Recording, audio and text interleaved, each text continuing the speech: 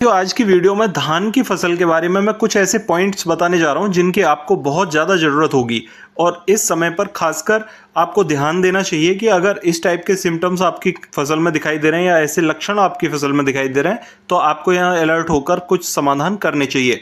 सबसे पहले बात कर लेते हैं कि जिन पौधों की ग्रोथ या जड़ें अच्छे से काम नहीं कर रही हैं या अच्छे से विकसित नहीं हुई हैं तो उन पौधों की ग्रोथ कम हुई होगी या उनका तना छोटा रह गया होगा या फिर उनका विकास ठीक से नहीं हो रहा होगा। तो इस टाइप की फसल में क्या करना चाहिए। दूसरा, कुछ किसान साथियों के पौधे बहुत ज़्यादा लंबे बढ़ गए हैं और बहुत ज़्यादा बढ़वार की वजह से उनमें फुटाव कम आ रहा है, तो ऐसी अवस्था में क्या करना चाहिए। बहुत सारे किसान साथी कह रहे हैं कि अब क्या हम 19-19-19 का स्प्रे करें या 0-52-34 का स्प्रे करें, तो इस अवस्था में हमें क्या उपयोग करना चाहिए। 0050 का उपयोग हमें कब करना चाहिए और कब यह हमारे लिए ज़्यादा अच्छा रहता है। धान में सल्फर का महत्व तो क्या है और सल्फर का उपयोग हमें किस अवस्था में करना चाहिए जिससे कि हमें ज़्यादा अच्छे रिजल्ट मिल सकें। तो साथियों, ये सारे पॉइंट्स हैं जिनके बारे में आज हम बात करेंगे। तो सबसे पहले जानते हैं उन किसान साथियों की समस्या का समाधान करते हैं कि जिनके पौधों में अभी विकास ठीक से नहीं हुआ है, क्योंकि धान की फसल अब 45 से 50 दिन नॉर्मली पहुंच चुकी है ज़्यादातर किसान साथियों की, और फिर भी अगर पौधों का विकास ठीक से नहीं हुआ है तो उनमें पैदावार कम रह सकती है। इसलिए हमें थोड़ा सा अलर्ट होकर यहाँ पर काम करने की ज़रूरत है। और सबसे पहले जानते हैं कि अगर पौधे की जड़ों का विकास ठीक से नहीं हुआ है तो उन किसान साथियों को क्या करना चाहिए। तो देखो, अब एक टोकी करके क्रॉप बूस्टर आ रहा है, बहुत अच्छे रिजल्ट हैं उसके। जड़ों का विकास करने में बहुत ज़्यादा यहाँ पर इसके अच्छे रिजल्ट मिले हैं। सफ़ेद जड़ों का विकास भी वो तेज़ी से कर रहा है, तो आप इसका उपयोग कर सकते हो। दूसरा, 30 से 35 किलोग्राम प्रति एकड़ के हिसाब से डीएपी का आप उपयोग कर सकते हो बुरकाव के माध्यम से। अगर आप पानी के साथ में घोल बना के चला सकते हैं तो आप इसका लगभग 4 से 6 किलोग्राम प्रति एकड़ के हिसाब से घोल बनाएं और उसे आप यूरिया खाद 6 किलोग्राम उसके साथ में मिक्स करके आप घोल के साथ में चला सकते हैं। इससे भी जड़ों का विकास तेज़ी से होगा और अच्छे रिजल्ट आपको देखने को मिलेंगे और ये सस्ता फार्मूला भी है। साथियों, 1 किलोग्राम प्रति एकड़ के हिसाब से ह्यूमिक एसिड भी आप डाल सकते हो इसके अंदर, जो कि 98% का आता है। इससे भी जड़ों का विकास तेज़ी से होगा और आसपास के पौधों पोषक तत्वों को वो एब्जॉर्ब कर पाएगा। ठीक है साथियों, अगर यहाँ पर 15 किलोग्राम प्रति एकड़ के हिसाब से आप सरसों की खली भी डाल देंगे, वो भी आपके लिए अच्छा साल्ट है और इससे भी आपको ज़्यादा अच्छे रिजल्ट देखने को मिलेंगे। अगर आपके पौधे में फंगस की वजह से जड़ों का विकास नहीं हुआ है तो आप यहाँ पर कॉपर ऑक्सीक्लोराइड 250 ग्राम लेकर उसका एक स्प्रे कर दें, उससे भी आपको ज़्यादा अच्छे रिजल्ट देखने को मिलेंगे। और ये काम आपको कर देना चाहिए अगर 40 से 45 दिन का या 50 दिन का धान आपका हो चुका है और फिर भी पौधे में ग्रोथ अच्छी नहीं है या बढ़वार उसकी रुक रही है, तो आप इनमें से कोई भी एक फॉर्मुलेशन का उपयोग करके अच्छे रिजल्ट ले सकते हैं। साथियों, अगर पौधे की जड़ों में गलन या सड़न है, बहुत सारे किसान साथियों के पौधों में अगर उनकी नर्सरी थोड़ा सा लेट लगी है तो उनमें एक तो पौधे की जड़ों में गांठें दिखाई दे रही हैं जिसकी वजह से पौधों में फुटाव कम आ रहा है। दूसरा, बहुत छोटे छोटे पौधों में ही बालियां निकलने लगी हैं, तो उन्हें क्या करना चाहिए। इस अवस्था में उनके खेतों का कैसे समाधान हो सकता है। तो साथियों, अगर पौधे की जड़ पर गलन है या सड़न हो रखी है, ठीक है, तो यहाँ आपको टेबुकोनाजोल लेना होगा 250 ml और उसे लेकर आप लगभग 150 से 180 लीटर पानी के साथ मिला के स्प्रे कर दें। उससे पौधे की जड़ गलन की समस्या खत्म हो जाएगी। ये बिल्कुल बहुत अच्छा इलाज है, सॉलिड इलाज है। ठीक है। दूसरा, अगर ज़्यादा लेट नर्सरी लगने की वजह से तने में गांठें बन गई हैं या बकानी आ रही है तो उसके लिए 250 ml फिप्रोनिल 5% वाला लेकर उसे 180 लीटर पानी के साथ मिला के स्प्रे कर दें। और जब स्प्रे करें तो खेत में नमी ज़रूर बनाए रखें। नमी में अगर स्प्रे करेंगे तो ज़्यादा अच्छे रिजल्ट आपको देखने को मिलेंगे। बहुत सारी जगह पर बाढ़ का पानी काफ़ी टाइम तक भरा रहा है तो उसकी वजह से भी यहाँ पर फंगस के इफेक्ट ज़्यादा देखने को मिले हैं। साथियों, अगर इस टाइप के सिम्टम्स आपके पौधे में रहे हैं तो वहाँ पर आप 250 ग्राम कॉपर ऑक्सीक्लोराइड के साथ में 600 ग्राम यूरिया मिक्स करें और 500 ग्राम ह्यूमिक एसिड मिक्स करके अपने खेत में स्प्रे कर दें। इससे आपके पौधे की ग्रोथ तुरंत खुल जाएगी और आके पौधा ग्रोथ करने लगेगा। साथियों, पौधे की ग्रोथ ज़्यादा होने के कारण क्या हो सकते हैं और उपाय क्या करने हैं। तो देखिए, यूरिया खाद अगर आपने ज़्यादा मात्रा में लगाया है तो आपके पौधे की ग्रोथ लंबी होती चली जा रही होगी, तने में इतना दम नहीं होगा लेकिन पत्तियां बहुत बढ़ गई होंगी और ऊपर पौधे की लंबाई ज़्यादा हो रही होगी। इसका समाधान करने के लिए आप यहाँ पर लेहोसिन ले सकते हो। BASF कंपनी का है और इसे 250 ग्राम प्रति एकड़ के हिसाब से मिला के आप स्प्रे कर दें तो इससे क्या है, पौधे की लंबाई जो है वो रुक जाएगी 8 से 10 दिन के लिए और पौधे में जितना भी फुटाव आना है वो फुटाव आपको जल्दी से देखने को मिलेगा। ठीक है, पौधा स्वस्थ होने पर भी फुटाव कम हो रहा है तो क्या करना चाहिए? अगर ऐसी अवस्था है तो आप यहाँ पर लगभग 30 से 35 दिन या 40 से 45 दिन हो चुके हैं और पौधा लंबाई बढ़ता चला जा रहा है, तो या तो BASF कंपनी का लिहोसिन 250 ग्राम मिला के 180 लीटर पानी में स्प्रे कर दो, या फिर यहाँ पर टवोली आप ले सकते हो। टवोली 30 ml की डोज है और 40% में पैक्लोब्यूटाजोल साल्ट है।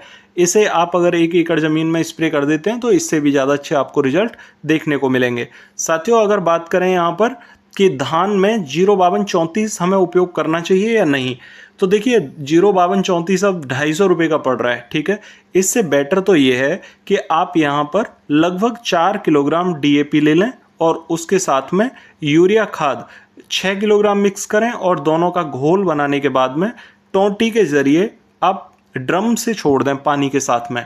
ठीक है, 1 एकड़ ज़मीन की डोज है, आप इसे अगर उपयोग करेंगे तो आपको और भी अच्छे रिजल्ट मिलेंगे। दूसरा, अगर आप यहाँ पर इसका समाधान करना चाहते हैं यानी 05234 की जगह कोई और प्रोडक्ट लगाना चाहते हैं तो आप यहाँ पर घोल बना लीजिए 600 ग्राम यूरिया का और उसके साथ में 600 ग्राम समथिंग ह्यूमिक एसिड मिक्स कर लो 98% और उसका एक स्प्रे कर दो।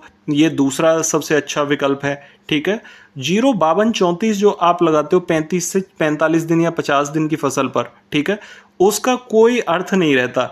बेटर यह है कि आप उस समय पर पौधे को कैल्शियम दे दो। कैल्शियम 3 किलोग्राम चूना को पानी में फुलाओ 10 से 15 किलोग्राम पानी के साथ में, उसमें आप 6 किलोग्राम यूरिया डालो प्रति एकड़ के हिसाब से और पौधे को दे दो, वो बढ़िया काम करेगा। दूसरा, अगर आप इसे नहीं डालना चाहते हैं तो चूना के पानी के साथ में यहाँ पर DAP ले लो 4 किलोग्राम, उसका घोल बना के और DAP के घोल को पानी के साथ में चला दो, कैल्शियम मिल जाएगा, DAP मिल जाएगा और पौधे को क्या चाहिए इस अवस्था में तने की मजबूती के लिए ये बढ़िया रहेंगे। आप स्प्रे से भी बचोगे और दूसरा यहाँ पर जो साल्ट लेकर आ रहे हैं उसके पैसे से भी बचोगे। आप मात्र 4 किलोग्राम DAP को यहाँ पर मिक्स कर सकते हो चूने के पानी के साथ में। 10 रुपये प्रति किलो का चूना है और DAP आपका है ही 4 किलोग्राम, उसका घोल बना लो एक दिन पहले। ठीक है, तो इस टाइप से आप इसका समाधान कर सकते हो। दूसरा, धान में आखिरी खाद का महत्व क्या रहता है और आखिरी खाद के रूप में हमें क्या लगाना चाहिए। बहुत सारे किसान साथी कहते हैं कि जी हम 35 दिन का हो गया, 40 दिन का हो गया, 45 दिन का हो गया तो हम यहाँ पर सल्फर दे दें, पोटास लगा दें। पोटास देखिए, अगर आप 35 से 40 दिन के धान पर लगा रहे हो तो पोटास का उस टाइम पर काम ज़्यादा नहीं रहता। पोटास का काम ज़्यादा रहता है जब बाल गोब में आ रही हो।